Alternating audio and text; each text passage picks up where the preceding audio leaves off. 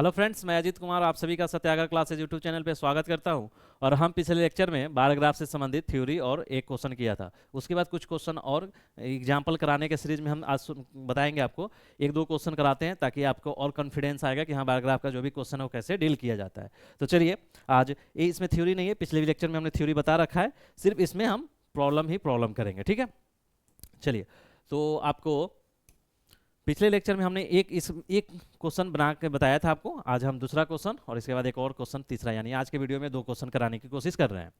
तो चलिए, पहला क्वेश्चन देखते हैं। बोल रहा है कि नीचे दिया गया बार ग्राफ 2001 से 5 के दौरान भारत का चीन से आयात, और देखिए डिजिट यूनिट क्या है, 100 करोड़ में। रुपया नहीं दिखा है, मतलब रुपया नहीं दिखा है, वो कुछ भी हो सकता है। 100 करोड़ रुपया हो सकता है, 100 करोड़ डॉलर हो सकता है, 100 करोड़ पाउंड हो सकता है, कुछ भी हो सकता है। ठीक है, सिर्फ 100 करोड़ है। और निर्यात भी है आपका 100 करोड़ में दर्शाता है। डाटा का ध्यानपूर्वक अध्ययन कीजिए और प्रश्नों के उत्तर दीजिए। ठीक, तो क्या है, नीचे दिया गया बार ग्राफ 2001 से 2005 के दौरान भारत का चीन से आयात और निर्यात को दर्शाता है। तो देखिए कहाँ आयात है, तो देखिए इंपोर्ट है। तो इंपोर्ट क्या होगा आपका, आयात। ये हो गया आयात, इंपोर्ट हो गया, और ये निर्यात हो गया एक्सपोर्ट। यही आयात और यानी ये वाला जो सब है वो आपका आयात का है, और ये वाला निर्यात का है, एक्सपोर्ट यानी निर्यात। ठीक, और व्यापार घाटा देखिए, एक और इंफॉर्मेशन आपको दिया हुआ है। क्या, व्यापार घाटा जो होता है ना, हमेशा आपका आयात माइनस निर्यात होता है। मतलब व्यापार घाटा देखिए, आप इकोनॉमी में पढ़े होंगे जीएस वाले पार्ट में कि व्यापार घाटा क्या होता है। जैसे कि कोई अपना देश है तो क्या होता है, बहुत सारा चीज को हम आयात भी करते हैं और बहुत सारा चीज को निर्यात भी करते हैं। तो आयात जितना किए और उसमें से निर्यात जितना करें, मान ली हम 500 रुपया का आयात किए और 400 रुपया का निर्यात किए, तो कितना, 100 रुपया का घाटा हुआ। क्योंकि हम 500 रुपया का सामान ला रहे हैं, लेकिन भेज कितने का रहे हैं, 400 का, यानी 100 रुपया का डिफिसिट हो गया। तो वहीं व्यापार घाटा यानी ट्रेड डेफिसिट आपको आयात माइनस निर्यात होता है। जैसे चाइना का साथ हमारा ट्रेड डेफिसिट है। ट्रेड डिफिसिट क्या है, तो चाइना को हम जितना माल भेजते हैं, जितना मूल्य का सामान या वस्तु भेजते हैं, उससे ज़्यादा का सामान मूल्य आपका वस्तु और सेवा हम वहाँ से मंगा लेते हैं, तो वहाँ उसके साथ ट्रेड डेफिसिट है। उसी पर आधारित ये क्वेश्चन है। ठीक है, तो आपका यहाँ चीन से ही है, देखिए भारत का चीन से ही है, क्योंकि चीन से है ही, तो चीनी के साथ ही ऐसा आयात निर्यात है। ठीक, चलिए, तो पहला क्वेश्चन देखिए क्या है। बोल रहा है कि कुल आयात दी गई अवधि में कुल निर्यात से लगभग कितना प्रतिशत अधिक है। तो कुछ नहीं है, आपका क्या है, सिंपल ये क्वेश्चन है। कुल आयात दी गई अवधि में, तो लिखिए दी गई अवधि में भारत का कुल, या दी गई अवधि में कुल आयात, ऐसे डायरेक्ट लिख लेना है, दी गई अवधि में कुल आयात। उसके बाद क्या होगा, दी गई अवधि में कुल आयात के बाद दी गई, चलिए एक चीज तो ये हुआ। अब देखिए, इसमें दो तरीका सोचने का है कि आप बना सकते हैं, दो तरीका से इसको आगे मूव किया जा सकता है। एक तो आप एक टेबल बना लीजिए, वहां से भी बनेगा, या आप बार बार क्वेश्चन पढ़िए और यहाँ से टेबल ले जाकर आप क्वेश्चन देखिए। तो क्या होता है कि बेस्ट उपाय यही होता है कि आप टेबल बना लेना चाहिए। देखिए टेबल बनाने से क्या होता है ना, कि बार बार हमको ग्राफ देखने की जरूरत नहीं पड़ता है। और सबसे बड़ी बात, हम तो ग्राफ में आपको डेटा दे दिए हैं, तो साफ क्लियर क्लियर डेटा दिख रहा है। बहुत जगह क्लियर डेटा नहीं दिखता है, तो हमको बहुत सारा माइन्यूट नजर रख के उसमें डेटा को देखना पड़ता है। अब देखिए 720 है, अब 780 के बीच, 700 और 800 के बीच में 720 है। अब बार बार देखिए कहीं इसको 730 लिए तो आपका क्वेश्चन गलत। इसलिए ऐसे क्वेश्चन में आपको डेटा लिख लेना चाहिए। तो देखिए एक टेबल बना लीजिए।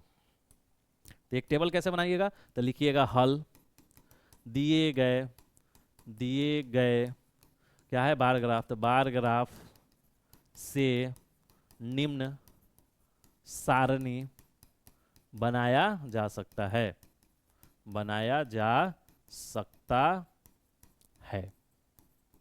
क्या बनाया जा सकता है, निम्न सारणी बनाया जा सकता है। अब सारणी में क्या बनाया जा सकता है, देखिए क्वेश्चन में क्या है, एक तो वर्ष है और इंपोर्ट आयात निर्यात है, यही है ना डेटा। तो देखिए एक साइड लिखिए वर्ष, वर्ष, ठीक, और एक साथ लिख दीजिए आयात, आयात है। तो आयात क्या है, 100 करोड़ में, तो लिख दीजिए 100 करोड़।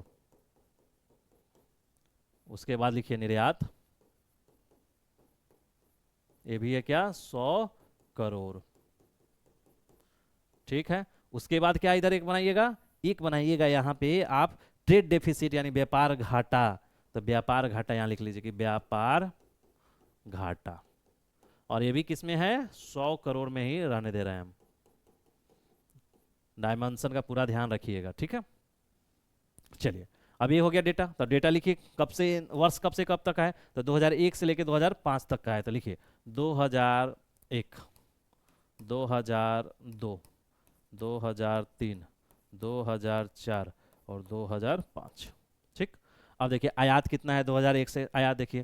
तो आयात देखिए कौन है, आयात ये ब्लू वाला। तो 720, 840, 1080, 720, 840, यानी ये 720 है, 840 है, 720, 840, 1080, 1020, यानी 1080, 1020, और एक आपका क्या है 1080, 1020 और 1280, यानी ये 1280। उसी तरह निर्यात का देखिए, तो निर्यात का क्या है, निर्यात है 640, 780, 640, 640, 780। तीन में देखिए, तीन में क्या है 960, 880, 960, 960, 880, और लास्ट में क्या है 1060, 1060। ठीक है। तो आप डेटा एक बार ढंग से डेटा लिखिएगा। तो 720, 840, 1080, 1020, 1280, ठीक है, 640, 780, 960, 880 और 1060। ठीक। अब देखिए, अब यहाँ पे एक ये और बनाइए क्या, तो कुल। अब कुल इसको जोड़ लीजिए, इसको जोड़ लीजिए, और इधर आपको व्यापार घाटा, तो व्यापार घाटा बराबर क्या दिया है, आयात माइनस निर्यात होता है। व्यापार घाटा क्या होता है, आयात, यहाँ लिख भी दीजिए, आयात माइनस निर्यात। क्या होता है, आयात माइनस निर्यात। तो आयात माइनस निर्यात कहाँ है, तो अब जो देखिए डेटा जो है वहां से आप ले लेके बनाइए, कैलकुलेट कीजिए। देखिए आयात ए है और निर्यात ए है, तो इसमें से इसमें घटेगा। तो देखिए 720 माइनस 640, 80, यानी 80 हो गया। 840 माइनस 780, 60 हो गया।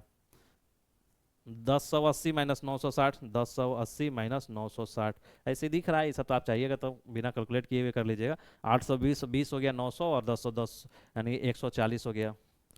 1020 माइनस 960, 1020 माइनस 880 ना, 880, 140, ठीक है। 1280 और माइनस 1060, 220। ठीक है, ये आपका निकल गया 80, 60, 120, 140 और 220। अब क्या करना है, ये हमने डेटा निकाले, अब सबको कैलकुलेट कर दीजिए, ऐड कर दीजिए। तो 720 प्लस 840 प्लस 1080 प्लस 1020 प्लस 1280, ये आ रहा है 4940। उसी तरह 640 प्लस 780 प्लस 960 प्लस 880 प्लस 1060, ये आ गया आपका 4320। उसी तरह ट्रेड डेफिसिट भी ऐड कर दीजिए, 80 प्लस 60 प्लस 120 प्लस 140 प्लस 220, ये हो गया 620। दिख रहा है, अच्छा वो तो दिखा ही नहीं मेरा।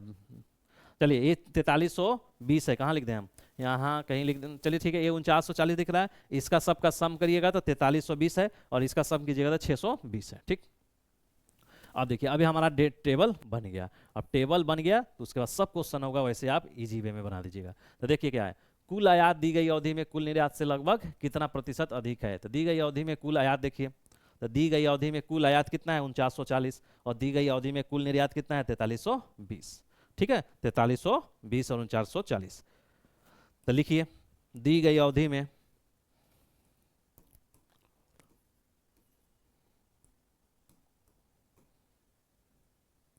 तो दी गई अवधि लिखिए, या 2001 से 5 लिख लीजिए चलेगा। तो यहाँ दी गई अवधि लिखा है इसलिए लिख दीजिए यहीं, दी गई अवधि में, दी गई अवधि में कुल आयात, कुल आयात। तो कुल आयात कितना है ये लिख लेंगे। उसी तरह लिखेंगे दी गई अवधि में कुल निर्यात, कुल निर्यात कितना है ये लिख लेंगे। तो देखिए कुल आयात कितना है 4940, 100 करोड़, 4940। तो देखिए 4940, 100 करोड़ है, तो 2 को जीरो दे दीजिए तो 100 करोड़ हो गया। अच्छा एक चीज और, एक चीज और क्या है, अगर आपको 100 करोड़ में है, अगर 100 करोड़ यहीं करना है तो सब में 2 जीरो 2 जीरो कर दीजिए, 100 का तो करोड़ में हो जाएगा। जैसा मर्जी आपका करना है वैसे कर सकते हैं। अगर यहाँ देखिए मान के चलिए अगर हम लिख दें कि 2 जीरो अगर 2 जीरो कर दे सब में, तो सब में 2 जीरो तो बढ़ेगा। उसी तरह यहाँ भी, क्योंकि 100 है ना, 100 करोड़ है ना, तो 100 कर दिए तो हम करोड़ में सिर्फ बचेगा। आपका जैसे आपको करने के मर्जी। ठीक है, तो यहाँ से 100 क्या होगा, अब हट जाएगा। 100 यहाँ से आपका हट जाएगा, 100 यहाँ से कट देना होगा। ठीक है, ऐसे भी आप कर सकते हैं, जैसे मर्जी आपका। ठीक है, तो उन और कुल निर्यात कितना है, तो निर्यात देखिएगा तो आपका हो गया 4320। 100 करोड़ तो 4320 लिखेंगे, और 100 करोड़ 100 दे दिया करोड़।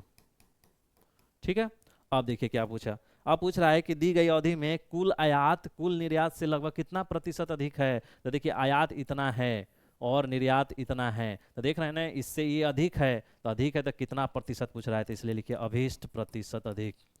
अभीष्ट प्रतिशत अधिक, अभीष्ट प्रतिशत अधिक बराबर क्या हो जाएगा, इससे ही पूछा है, तो लिखिए 494 पर 3 जीरो माइनस 4 3 2 पे 3 जीरो, और किससे अधिक पूछा है, इससे, तो जिससे कंपैरिजन करता है वो नीचे गुना 100।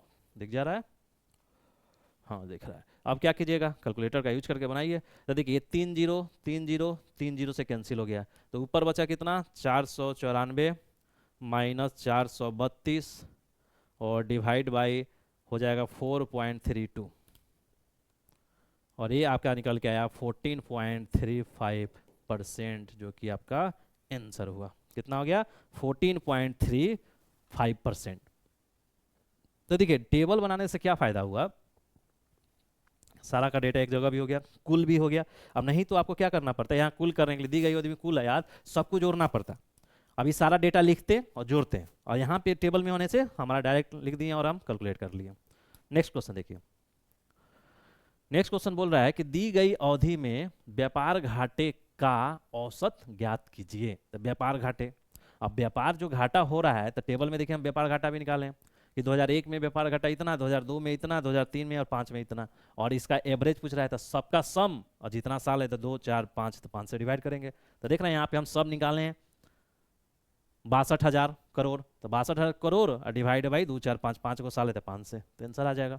तो देखिए यही टेबल बनाने से फायदा हुआ है।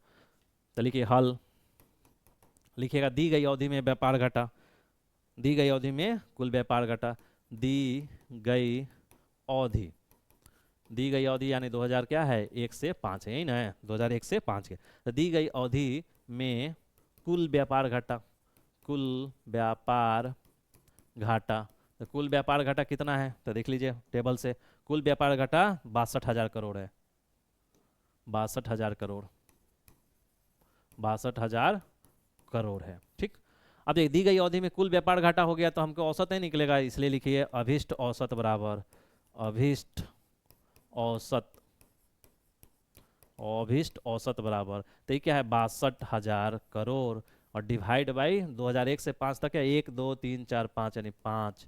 अब क्या होगा, जो 62,000 में डिवाइड कर दीजिए, कैलकुलेटर यूज कीजिए, 62,000 डिवाइड बाई 5 क्या हो गया 124 100, 124 100 करोड़, यानी 124 100 करोड़। अगर इसको 100 करोड़ में करना होगा तो 124 100 करोड़। अगर 100 करोड़ में जैसे डेटा दिया हुआ है, तो इस फॉर्म में भी लिख सकते हैं 124 100 करोड़। तो टेबल बनाने, नहीं तो क्या करते हैं, अब यहाँ पे क्या करते हैं आप, अब यहाँ पे इस क्वेश्चन के लिए हर साल के लिए व्यापार घाटा निकालते हैं, लिखते हैं वर्ष 2001 में व्यापार घाटा, निर्यात माइनस आयात, आयात माइनस निर्यात, 2 में 3 में 4 में 5 में सब करते, फिर जोड़ते, तब आप करते। एक तरीका वो भी हो सकता है, लेकिन वो थोड़ा थोड़ा लंबा तरीका होता, क्योंकि टेबल से हमारा आसान हो गया। नहीं तो लिखते 2001 में व्यापार घाटा इतना, 2 में 3 में 4 में 5 में सब यहाँ कैलकुलेट करते, फिर ऐड करते, फिर डिवाइड करते। ठीक, लेकिन हम टेबल से कर लिए तो टेबल से थोड़ा इजी हो गया। नेक्स्ट क्वेश्चन देखिए। नेक्स्ट क्वेश्चन बोल रहा है कि वर्ष 2003 की तुलना में वर्ष 2005 में व्यापार घाटे में वृद्धि प्रतिशत कितना है। तो ये भी इजी क्वेश्चन है। देखिए बोल रहा है कि वर्ष 2003 में और वर्ष 2005 में व्यापार घाटे में वृद्धि प्रतिशत कितना है, वर्ष 2003 की तुलना में 2005 में। तो ठीक है, लिखिए वर्ष 2003 में व्यापार घाटा, व्यापार घाटा जितना होगा उतना, उसी तरह वर्ष 2005 में व्यापार घाटा, अब ये कहाँ से निकलेगा, तो टेबल से निकलेगा। 3 में और 5 में व्यापार घाटा देख लीजिए, 3 में और 5 में, तो 3 में व्यापार घाटा कितना है, इतना, और 5 में व्यापार घाटा इतना है, यानी 12,000 करोड़ और 22,000 करोड़, 12 और 22, 12 और 22, तो ये है 12,000 करोड़ और यहाँ है 22,000 करोड़। ठीक है। अब देखिए, अब बोला है वर्ष 2003 की तुलना में वर्ष 2005 में व्यापार घाटे में वृद्धि प्रतिशत कितना हुआ है। 3 की तुलना में 5 में व्यापार घाटे के में वृद्धि हुआ है और कितना प्रतिशत है। देखिए 12,000 से 22,000 हो गया है घाटा, तो वृद्धि हुआ है, और वृद्धि हुआ है तो पूछ रहा है कितना प्रतिशत का वृद्धि हुआ है। तो क्या होगा, कितना प्रतिशत का वृद्धि हुआ है, लिख लीजिए। तो इसीलिए अभीष्ट प्रतिशत वृद्धि, अभीष्ट प्रतिशत वृद्धि बराबर 5 में वृद्धि हुआ है, तो देखिए कितना वृद्धि, 22,000 माइनस 12,000 बटा किससे वृद्धि पूछ रहा है, इससे पूछ रहा है, तो 12,000 नीचे होगा। एक चीज और समझ लीजिए, कुछ लोग कंफ्यूज कराते हैं कि देखिए जिसको नीचे लिखना है वो नीचे में लिखिए, जो ऊपर है ऊपर में लिखिए, ऊपर नीचे के चक्कर में मत लिखिए, जो हमारा जैसे लिख दें।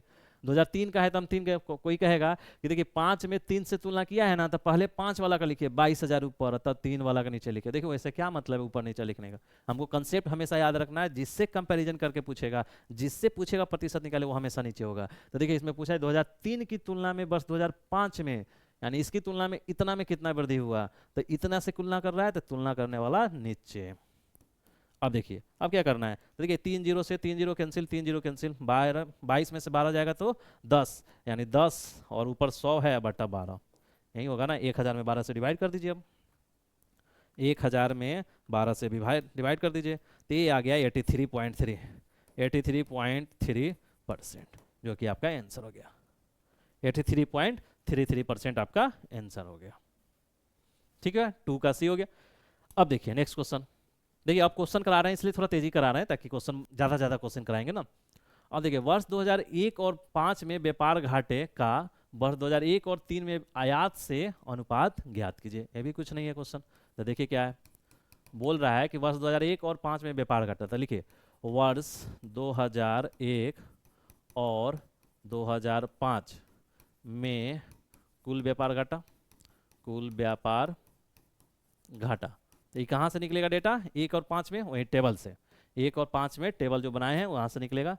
तो देखिए 1 में व्यापार घाटा है 8,000 करोड़ और 5 में है 22,000 करोड़, 8,000 करोड़ और 22,000 करोड़, 8,000 करोड़ प्लस 22,000 करोड़, तो 22 और 8 कितना हो जाएगा, 30,000 करोड़, यही ना, क्या हो गया, 30,000 करोड़। अब देखिए कुल व्यापार घाटा निकाल लिए। अब क्या पूछ रहा है कि ये तो निकल गया, अब बोल रहा है कि 1 और 3 में आयात, तो लिखिए वर्ष 2001 और 2003 में कुल आयात, कुल आयात, तो कुल आयात कहाँ से निकलेगा, 1 और 3 में टेबल से, 1 और 3 में टेबल, देखिए 1 और 3 में टेबल, तो 1 में आयात है आपका 72,000 और 3 में है 108,000, तो 72,000 और 108,000, 72,000 और 108,000, यानी 72,000 और 108,000, और क्या करेंगे, इसको जोड़ लेंगे, 72,000 और 108,000, तो 108 और 72 कितना होता है, 180, 180 और 1,000 करोड़। ठीक है, 180,000 करोड़ हो गया। अब दोनों डेटा निकल गया, तो क्या पूछ रहा है हमसे, रेशियो पूछ रहा है ना, तो लिखे इसीलिए अभीष्ट अनुपात, अभीष्ट अनुपात, अभीष्ट अनुपात बराबर क्या होगा, तो किससे किससे अनुपात पूछा है, पढ़ लीजिए। 2001 और 5 में व्यापार घाटे का इतना में आयात से, यानी इतना 2001 और 5 का, तो यानी इसका और इससे, तो ऊपर होगा 30,000 और नीचे होगा 180,000। ठीक है, 30,000 और 180,000, तो देखिए 3 जीरो से 3 जीरो, एक 4 जीरो से 4 की जीरो कैंसिल हो गया, यानी 3/18 और 3/18 हो गया, तो ये 3 6 का 18 होगा, तो क्या होगा 1/6 और ये होगा 1:6, जो कि आपका आंसर हो जाएगा 1:6। ठीक है, अब देखिए कहाँ एक और डाउट होता है स्टूडेंट का मन में, तो वहाँ जिनको थोड़ा सा कमजोरी रहता है वो ऐसा डाउट क्रिएट करते हैं। अब वो ऐसा डाउट होना भी नहीं चाहिए। अब उनको क्या होगा ना, कुछ अनुपात निकालने के लिए 180 को ऊपर करेंगे, 30,000 को नीचे करेंगे। अब ये अपोजिट उनका अनुपात आ जाता है, तो उनका अनुपात आ जाएगा 6:1। अब वो कहेंगे सर हम तो मेहनत किए हैं, सब कुछ सही निकाले हैं सर, अनुपाते में तो गलती ऊपर नीचा हो गया है। ये गलती ऊपर नीचा का नहीं है, ब्लंडर गलती है। ये आपका कंसेप्ट का गलती है कि आपका जो रेशियो पूछा जा रहा है वो ना निकाल के आप उल्टा बना, यानी आपको रेशियो का कंसेप्ट ही क्लियर नहीं है। तो रेशियो का कंसेप्ट क्लियर नहीं है, जिनका ऐसे अभी भी डाउट है तो जाके डाटा इंटरप्रिटेशन के लिए हमने रेशियो पढ़ाया है, और बीपीएससी पीटी और पीटी के लिए मैथ और रीजनिंग के तहत भी हमने रेशियो पढ़ाया है, वो सब वीडियो भी देख लीजिए, आपका क्लियर हो जाएगा हमेशा। हम यहाँ भी हम क्लियर कराना चाहते हैं कि जिसका पूछेगा वो ऊपर और जिससे पूछेगा वो नीचे। तो पूछ रहा है वर्ष 2001 और 5 में व्यापार घाटे का, वर्ष 2001 और 3 में आयात से, इससे, जिससे वो नीचे। ठीक है, नेक्स्ट क्वेश्चन देखिए। नेक्स्ट क्वेश्चन बोल रहा है कि वर्ष 2002 में कुल आयात वर्ष 2005 में कुल निर्यात से कितने प्रतिशत कम है, यानी कम होगा। ये भी इजी क्वेश्चन है। तो लिखिए वर्ष 2002 में कुल आयात क्या होगा, कुल आयात।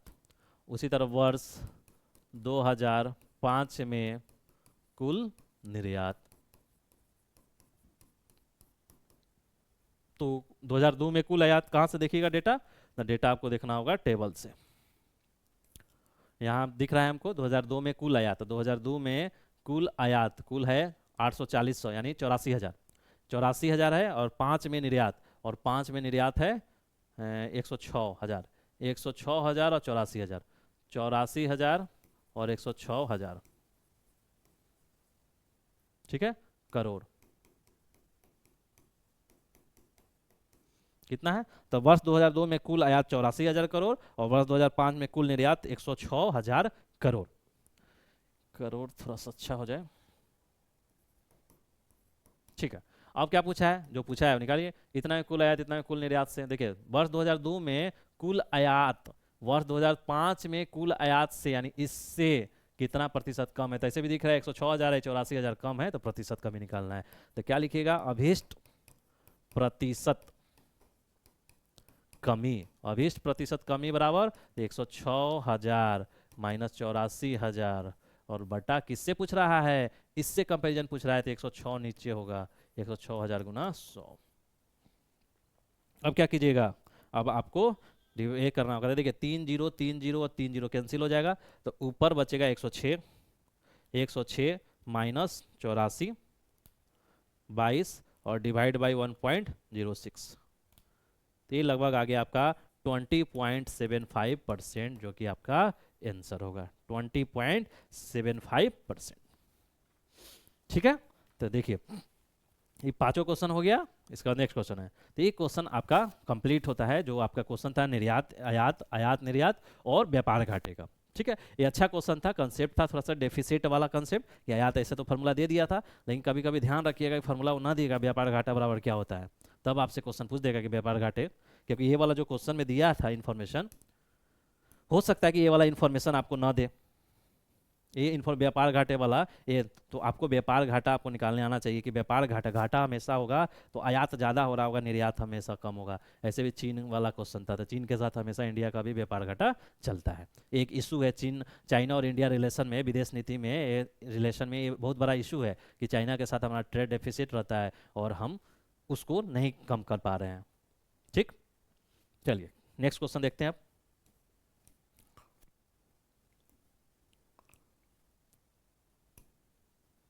देखिए नेक्स्ट क्वेश्चन क्या है, तो बोल रहा है नेक्स्ट क्वेश्चन की बार ग्राफ प्रत्येक कॉलेज, कौन सा कॉलेज है, PQRS, प्रत्येक कॉलेज के उन छात्रों की कुल संख्या के प्रतिशत वितरण, क्या है, प्रतिशत दिया हुआ है, 32 28 40 ये सब प्रतिशत है, प्रतिशत वितरण को दर्शाता है, जो 3 अलग अलग स्ट्रीम का चयन करती है या करते हैं। PQRS में कुल छात्र क्रमशः 700 800 400 और 900 हैं, यानी कॉलेज P में कितना 60 छात्र है, 700, कॉलेज क्यू में कितना है 800, और कॉलेज आर में कितना है 400, और कॉलेज एस में 900, यानी टोटल कुल छात्र, कुल छात्र। ठीक है, यानी PQRS जो कॉलेज है उसमें कुल छात्र इतने हैं। अब बोल रहा है कि जो ये दिया हुआ है परसेंटेज दिया हुआ है, जैसे कि एक कॉलेज P है, तो कॉलेज P में इंजीनियर, देखिए ब्लू वाला इंजीनियरिंग है, येलो वाला 28 आपका फार्मेसी है, और ए वाला MBBS है। ठीक, तो बोल रहा है कि जो छात्र 700 है कॉलेज P में, इसमें 32% इंजीनियरिंग पढ़ाई कर रहे हैं, 28% फार्मेसी पढ़ रहे हैं और 40% एमबीबीएस पढ़ रहे हैं, और तीनों को सम कीजिएगा तो ये 100 आएगा, सबका सम 100 आएगा, क्योंकि टोटल स्टूडेंट उस कॉलेज में तो 100 ही पढ़ेंगे ना। तो देखिए 32 28 60 और 60 40 100, देखिए 35 25 हो जाएगा 60 40 100, देखिए 44 4 48 48 68 2 70 30 100, 42 2 44 20 64 64 6 70 और 30 100, यानी 100% होगा। हाँ ऑब्वियस बात है, 100% होना भी चाहिए। तो देखिए अब ये 700 का 32% निकालेंगे तो इंजीनियरिंग पढ़ने वाला स्टूडेंट निकलेगा, 700 का 28% निकालेंगे तो फार्मेसी पढ़ने वाला निकलेगा, और 700 का 40% निकालेंगे तो एमबीबीएस पढ़ने वाला निकलेगा। किसमें? कॉलेज पी में। तो इसी तरह जैसे जैसे हमसे पूछेगा वो आपको निकालना है और बनाना है। तो इसमें अब बोलिएगा सर इतना तो हो गया, अब बोलिए क्या सर इसको आगे बढ़ने के लिए टेबल हम बना सकते हैं क्या? तो बोलेंगे कि देखिए टेबल बनाने चलिएगा तो बहुत सारा कैलकुलेशन टेबल में ही हो। देखिए टेबल बनाना तो बहुत अच्छी चीज़ है, लेकिन टेबल वहाँ बनाना होता है जहाँ कैलकुलेशन थोड़ा कम करना है, जल्दी बने। अब ऐसा नहीं कि टेबलें बनाने में हम 15-20 मिनट लग गया टेबल, तो फिर क्वेश्चन कब बनाएंगे? इसलिए कभी कभी टेबल छोड़ देना भी आपकी बहादुरी होता है। यहाँ पे टेबल की कोई बहुत ज़्यादा ज़रूरत नहीं है, क्योंकि कुल दिया हुआ है, परसेंटेज दिया हुआ है, तो यहाँ पे डेटा ऐसे डायरेक्ट निकाल लिया करेंगे। तो चलिए पहला क्वेश्चन देखिए, बोल रहा है कि सभी 4 कॉलेजों में 4 कॉलेजों में एमबीबीएस का चयन करने वाले सभी छात्रों की औसत संख्या कितनी है। यानी 4 कॉलेज है, उसमें एमबीबीएस का चयन करने वाले सभी छात्रों की औसत निकालिए। यानी चारों कॉलेज में एमबीबीएस का स्टूडेंट छात्रों की संख्या निकालिए और उसका औसत निकाल लीजिए। ठीक है, चलिए तो कैसे निकालिएगा? चारों कॉलेज में निकालिए। देखिए को अब चाहे पी में एमबीबीएस कितना कर रहा है? 700 का 40% निकालेंगे तो नहीं हो जाएगा, 800 का 25% निकालेंगे तो यहाँ हो जाएगा, 400 का 32% फार्मे एमबीबीएस पर निकालेंगे तो हो जाएगा, और 900 का 36% निकालेंगे तो यहाँ हो जाएगा। ठीक है, तो ये आपको सब कैलकुलेट करना होगा। तो लिखिए क्या लिखिए, कॉलेज पी में, कॉलेज पी में एमबीबीएस चयन करने वाले या एमबीबीएस चयन करने वाले छात्र, क्या है? वाले छात्र। कॉलेज पी में एमबीबीएस चयन करने वाले छात्र। तो चयन करने वाले छात्र, तो पी में एमबीबीएस कैसे निकालेंगे? तो देखिए पी में कितना है टोटल 700, एमबीबीएस 40% कर रहा है, तो 700 का 40 निकाल लेंगे, तो 700 का 40% निकालेगा तो देखिए 100 में काटेगा तो 7 मरतबे और ये करेगा तो 280 छात्र आपका जो है कॉलेज पी में एमबीबीएस पढ़ रहा है। उसी तरह कॉलेज पी के बाद क्यू में एमबीबीएस का चयन करने वाले छात्र। आप देखिए क्यू में क्या है, तो क्यू में क्या है 800 स्टूडेंट है और 25% एमबीबीएस पढ़ रहा है, तो 800 का 25%, तो ये 100 अट्ठे 8 और 25 अट्ठे 200। ठीक है, उसी तरह कॉलेज पी क्यू हो गया, तो कॉलेज आर, और इसका मतलब सब कुछ जो ऊपर लिखा हुआ है वहीं। अब आर में देखिए क्या है, तो आर में है 400 स्टूडेंट और 32% पढ़ रहा है, तो 400 का 32%, तो ये हो जाएगा 4 और 4 दूना 8 और 4 3 12 128। उसी तरह पी क्यू आर हो गया, तो एस, तो कॉलेज एस में पढ़ने वाले, तो कॉलेज एस में क्या है 900 और 36%, यानी 900 ये तो टोटल और 36%।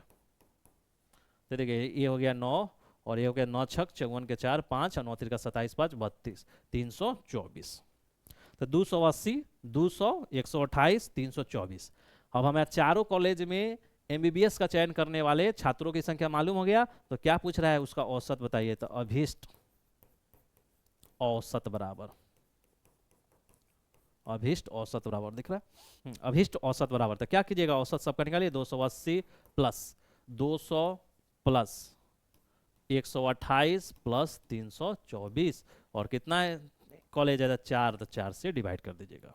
ठीक है, अब क्या कीजिएगा इस सबको ऐड करना होगा, तो ऐड कर लीजिए, 280 प्लस 200 प्लस 128 प्लस 324 प्लस 932 बटा 4 और डिवाइड करेंगे 4 से, तो ये कितना आएगा 233। क्या आ गया 233, दिख रहा है? हाँ दिख रहा है, तो 233 छात्र जो है वो औसत निकला। ठीक है, चलिए नेक्स्ट क्वेश्चन देखिए। नेक्स्ट क्वेश्चन क्या बोल रहा है कि कॉलेज क्यू में एक साथ इंजीनियरिंग और एमबीबीएस का चयन करने वाले छात्रों की कुल संख्या का कॉलेज आर में एक साथ समान स्ट्रीम का चयन करने वाले छात्रों की संख्या का अनुपात बताइए। तो कुछ नहीं है, ये भी बस आपको छात्र निकालना है। तो देखिए कॉलेज क्यू में इंजीनियरिंग और एमबीबीएस, तो लिखिए कॉलेज क्यू में एमबीबीएस, पहले इंजीनियरिंग है तो पहले इंजीनियरिंग में इंजीनियरिंग इंजीनियरिंग इंजीनियरिंग और एमबीबीएस का चयन करने वाले छात्र, दिख जा रहा है कि चयन करने वाले छात्र। ठीक है, तो अब देखिए कॉलेज क्यू में इंजीनियरिंग, अब कॉलेज क्यू में इंजीनियरिंग कैसे निकालेंगे, तो कॉलेज क्यू यानी कॉलेज क्यू में इंजीनियरिंग, इंजीनियरिंग कौन है, ब्लू वाला, यानी 40%, यानी 800 का 40% इंजीनियरिंग हो गया। तो 800 का 40%, तो 800 का 40% इंजीनियरिंग का हो गया। अब क्यू में ही, कॉलेज क्यू में ही एमबीबीएस कर देखना है, तो कॉलेज क्यू में ही एमबीबीएस देखना है। तो देखिए कॉलेज क्यू में 800 स्टूडेंट है और एमबीबीएस 25% पढ़ रहा है, यानी 800 का 25%, 800 का 25%। अब देखिए अब ये कीजिएगा तो ये 8 मरतबे और 8 चौको 32 यानी 320 और प्लस ये देखिए कि 8 मरतबे और 25 चौको 100 या 25 को 200, यानी हो गया 3 दो 520, दिख जा रहा है 520। ठीक है 520 हमारा दिख जा रहा है। उसी तरह अब क्या पूछा, कॉलेज आर में एक साथ समान स्ट्रीम मतलब इंजीनियरिंग और एमबीबीएस चयन करने वाले छात्र, तो लिखिए कॉलेज आर में, अब क्या सब ऐसे कर दें, चलिए लिख देते हैं, नहीं तो आप लोग परेशान हो जाइएगा कि सर आपके पास कितना अच्छा ऑप्शन है, ऐसे लाइन कर दीजिएगा तो हो जाएगा, लेकिन एग्जाम हॉल में तो हम लोग नहीं ना कर सकते। नहीं एग्जाम हॉल में वैसे नहीं करना है, नहीं तो फिर ईगो पे ले लेगा एग्जामिनर कि बहुत शॉर्टकट मार रहे हो, तो मार्क्स में भी शॉर्टकट मार देंगे। तो ऐसा वहाँ नहीं करना है, वहाँ एग्जाम में पूरा लिखना है कॉलेज आर में इंजीनियरिंग और एमबीबीएस का चयन करने वाले छात्र। ठीक है, तो आर में देखना है, तो आर में देखना है तो कहाँ है आर का, देखिए डेटा आर में देखना है, तो आर कहाँ है, कॉलेज आर ये है। आर में इंजीनियरिंग और एमबीबीएस, तो इंजीनियरिंग का कितना है 44% और एमबीबीएस का है 32%, याद रखिए 44% और 32%, और टोटल है 400, टोटल है 400 और 44 और 32% है, तो क्या हो जाएगा 400 का 44% प्लस 400 का 32%, यही ना 44% और 32%। अब क्या करिएगा, निकालना होगा, यहाँ निकाल लीजिए। तो देखिए ये 4 होगा, 4 चौका 16, 4 चौका 16 176 हो रहा है, तो दिख रहा है, और ये 4 होगा, 4 दूना 8 और 4 3 12 128 होगा, जो चीज़ दिख रहा है कैलकुलेट करके। हम तो कैलकुलेटर से इसलिए करके दिखाते हैं कि ताकि आप लोग भी उस आदी हो जाए, उस कैलकुलेटर का यूज करने के लिए आप हैबिचुअल हो जाए, नहीं तो ये सब चीज़ तो दिखता है डायरेक्ट, वो डायरेक्ट कर लेंगे। तो 304 निकल गया। अब क्या पूछा है, अब पूछा है अनुपात, तो लिखिए इसीलिए अभिष्ट अनुपात, अभिष्ट अनुपात, तो अभिष्ट अनुपात बराबर क्या होगा, तो ये देखिए कभी भी अनुपात निकालिए या कुछ भी परसेंटेज निकालिए तो लिख के उसके बाद सोच लीजिए किससे किससे पूछा है। तो पूछा है देखिए कॉलेज क्यू में का कॉलेज आर में से, यानी कॉलेज क्यू का कॉलेज आर से पूछा है, तो कॉलेज क्यू का डेटा ऊपर रहेगा, तो कॉलेज क्यू क्या है 520 और कॉलेज आर कितना है 304। ठीक है, तो अब इसको ये करना होगा, तो देखिए 520 डिवाइडेड बाई 304, ये आ गया आपका 65/38, यानी 65:38, ये आपका आंसर हो गया। कितना हो गया 65:38। अब कहिएगा सर जी एक चीज़ और समस्या आता है कि जैसे ही इसको हम आपके कैलकुलेटर में तो ये रेशियो में दिया, मेरे कैलकुलेटर में पॉइंट में दे देता है, हाँ आपके पास नॉर्मल कैलकुलेटर है, मेरा साइंटिफिक है, तो आपके नॉर्मल वाला कैलकुलेटर में ये तो पॉइंट में देगा, तो पॉइंट में क्या करना है, इसको अपना से काटना है, तो अपना से काटिएगा तो देखिए कैसे कटेगा, 4 से कट रहा है क्या, 4 एकम 4, 4 3 12, 4 7 28, हाँ 4 से कट रहा है, 4 एकम 4 और 12, तो 4 3 12, 4 7 28 और 2 4 6 24। अब देखिए अब 2 से कटिएगा तो 65 और ये हो जाएगा 38, अब नहीं कटेगा तो 65 38 आ गया, तो इसको क्या करना है मैनुअली कट करना है। ठीक है, नेक्स्ट देखिए, नेक्स्ट क्वेश्चन है कि कॉलेज पी में एमबीबीएस का चयन करने वाले छात्रों की संख्या कॉलेज क्यू में इंजीनियरिंग का चयन करने वाले छात्रों की संख्या का कितना प्रतिशत है, तो ये भी इजी क्वेश्चन है, कुछ नहीं है। कॉलेज पी में तो लिखिए कॉलेज पी में एमबीबीएस का चयन करने वाले छात्र। ठीक है, तो कॉलेज पी में एमबीबीएस, तो कॉलेज पी में एमबीबीएस करने के लिए डेटा देखिए। तो कॉलेज पी में, कॉलेज पी कहाँ है ये, तो पी में 700 और एमबीबीएस करने वाले 40, यानी 700 का 40, तो यहाँ हो जाएगा 700 का 40, 700 का 40%, तो ये क्या हो जाएगा, 100 सत्ते 7 होगा, 7 चौका 280 हो गया। ठीक है, चलिए उसके बाद पूछ रहा है कॉलेज क्यू में इंजीनियरिंग, तो लिखिए कॉलेज क्यू में इंजीनियरिंग, इंजीनियरिंग का चयन करने वाले छात्र। ठीक है, अब क्या है क्यू में, क्यू का डेटा देखिए और इंजीनियरिंग पूछा है, क्यू में इंजीनियरिंग पूछा है, तो क्यू में देखिए क्यू कहाँ है, क्यू यहाँ है 800 और इंजीनियरिंग कितना किया 40, 800 का 40%। ठीक है, तो 800 का 40%, 800 का 40%, तो ये क्या हो जाएगा 8 और 8 चौका 32, 320, यही आया ना। कॉलेज कॉलेज पी में एमबीबीएस का चयन करने वाले 280 और कॉलेज क्यू में 320। ठीक है, अब देखिए क्या पूछा, क्या पूछ रहा है, कितने प्रतिशत है, देखिए यहाँ प्रतिशत अधिक या कम नहीं पूछा है, सिर्फ पूछा है कितना प्रतिशत है, तो लिखिए अभिष्ट प्रतिशत बराबर, अभिष्ट प्रतिशत बराबर, और जैसे ही अभिष्ट प्रतिशत लिखिए तब 2 सेकंड के लिए रुकिए और सोच लीजिए किसका किसका पूछा है। तो बोला है कॉलेज पी में एमबीबीएस करने वाले छात्र, कॉलेज पी में एमबीबीएस करने वाले छात्रों की संख्या कॉलेज क्यू में इंजीनियरिंग का चयन करने वाले छात्रों की संख्या का कितना प्रतिशत है, यानी इसका ये कितना प्रतिशत है, यानी 280 बटा 320 गुना 100, 280 बटा 320 गुना 100। देखिए सिर्फ प्रतिशत पूछा है, तब वहीं अगर पूछता कि ये इससे कितना प्रतिशत कम है तो इसमें से माइनस करके कम, तब उतना। सिर्फ पूछा है सिर्फ परसेंटेज निकाल दीजिए, तो सिर्फ परसेंटेज निकाल दीजिए तो 280 और डिवाइड बाई 3.2, तो ये आपका आएगा 87.5%। कितना आया, 87.5% आपका आंसर हो गया। देख रहे हैं, तो क्वेश्चन क्या है, कभी भी क्वेश्चन आए तो आपको डरने की जरूरत नहीं है, बस जैसे जैसे वो बोल रहा है वैसे वैसे आपको करते चलना है। ठीक, नेक्स्ट क्वेश्चन देखिए, बोल रहा है कि कॉलेज आर में इंजीनियरिंग का चयन करने वाले छात्रों की संख्या कॉलेज पी में समान स्ट्रीम का चयन करने वाले छात्रों की संख्या का अनुपात बताइए। भी बहुत इजी क्वेश्चन है, कुछ नहीं है, तो लिखिए कॉलेज आर में इंजीनियरिंग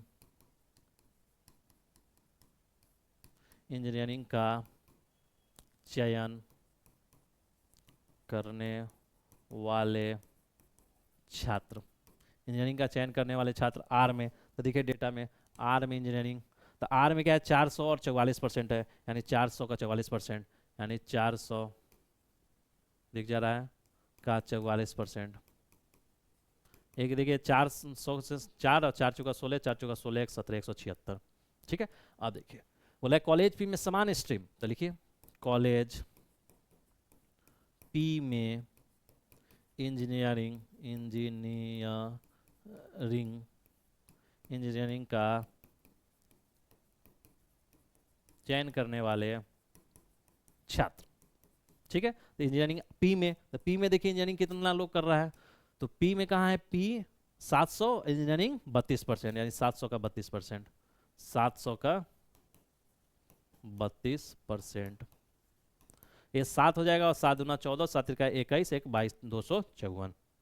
ठीक है, 7, अच्छा 7 दूना 14, 7 त्रिका 21, अब 22 ना, 21 के बाद 22, 7 दूना 14 के 4 और 1, 7 त्रिका 21, 1 22, 224। ठीक, अब देखिए कॉलेज आर में इंजीनियरिंग का चयन करने वाले स्टूडेंट निकल गया 176 और कॉलेज पी में इंजीनियरिंग करने वाले स्टूडेंट का संख्या हो गया 224। अब क्या पूछा है, जो पूछा है निकाल लीजिए, पूछ रहा है अभिष्ट अनुपात निकालना है, तो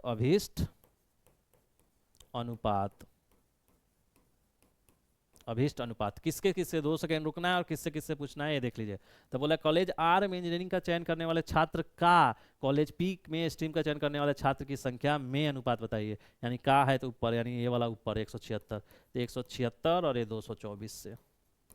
अब देखिए 176 और 224 में कीजिएगा तो कैलकुलेटर यूज करना होगा, तो 176 डिवाइड बाई 224, ये हो गया 11/14, यानी 11:14, 14 आपका आंसर हो गया।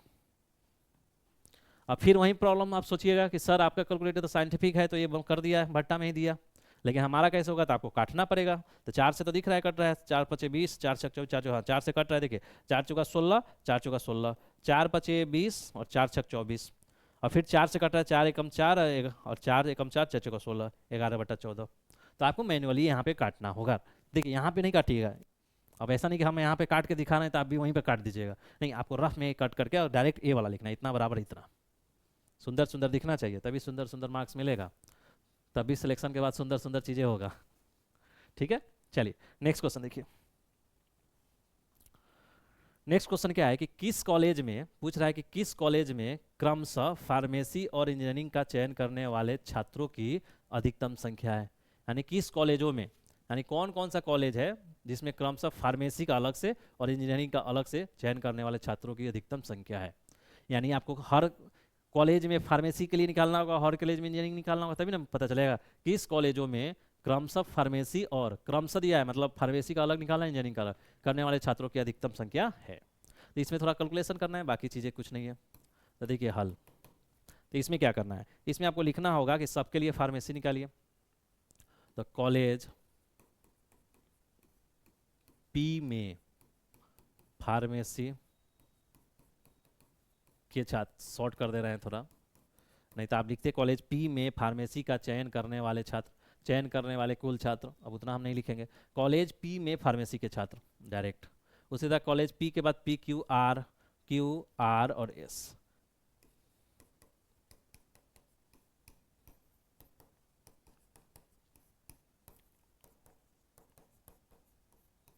ठीक है, ये सब कॉमन है तो कॉमन रहेगा। ठीक, अच्छा 2 हो गया, 3 हो गया, 4 हो गया। ठीक, अब सबके लिए निकालना होगा पी क्यू आर एस के लिए फार्मेसी के छात्र। तो देखिए फार्मेसी का छात्र निकालिए, देखिए अब पी में क्या है, पी में 700 है और फार्मेसी कौन है, पीला वाला, तो 28, 700 का 28%, उसी तरह 800 का 35%। अब एक एक करके लिखिए, 700 का 28% पहले, यहाँ क्या है 700 का 28%, यहाँ क्या था 800 का 32% था क्या, देखिए याद हो गया तो बड़ी अच्छी याददाश्त पावर हो जाएगा मेरा। 800 का 32%, हाँ नहीं 35% है, 800 का 35% है, और यहाँ पे 400 का 24% है। चलिए 400 का 24 और वहाँ 35 करना है, 400 का 24% है, 400 का 24% है, यानी मेरा याददाश्त नहीं अच्छा है क्या, 35% है। ठीक है, लास्ट वाला देखिए, लास्ट में क्या है 900 का 22%, 900 का 22%, 900 का 22%। अब क्या होगा, सबका निकालना होगा, तो सबके लिए कैलकुलेटर का यूज करना होगा। देखिए ऐसे तो दिख रहा है 7 से तो 28 गुना 60 कर दीजिए तभी हो जाएगा, 28 गुना 7 कर दीजिएगा तो हो जाएगा 196, 8 और 35 गुना 8 कर दीजिए, 35 गुना 8 कर दीजिए तो 280, 24 से कुछ करिएगा तो 96, और 22 नवा कीजिएगा तो 9 दूना 18, 9 दूना 18 1 19, यही होगा। ठीक है, तो कितना हुआ, कॉलेज पी में कितना 196 है, कॉलेज क्यू में 280 है, कॉलेज आर में 96 है, और कॉलेज एस में आपका 198 है।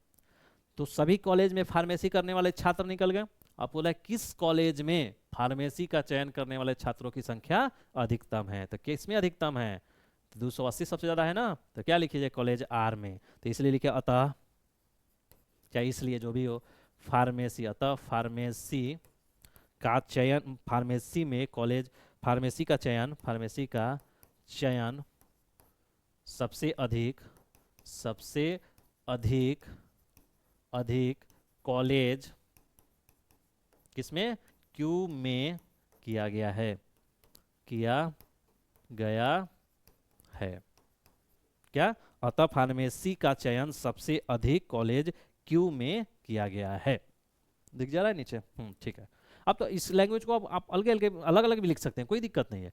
अब पूछा है कि किस कॉलेज में फार्मेसी करने वाले छात्रों की अधिकतम संख्या है, तो लिखिए अतः कॉलेज क्यू में फार्मेसी का चयन करने वाले छात्रों की संख्या अधिकतम है, या फार्मेसी का अधिकतम चयन करने वाले कॉलेज क्यू है, कैसे भी लिखना है, कंक्लूड करना है। ठीक, फार्मेसी का हो गया, इसी तरह इंजीनियरिंग का करना है। अब सब चीज़ रहेगा यहीं पे, सिर्फ यहाँ आपकी जगह इंजीनियरिंग और ये डेटा चेंज होगा। तो देखिए करके बता देते हैं।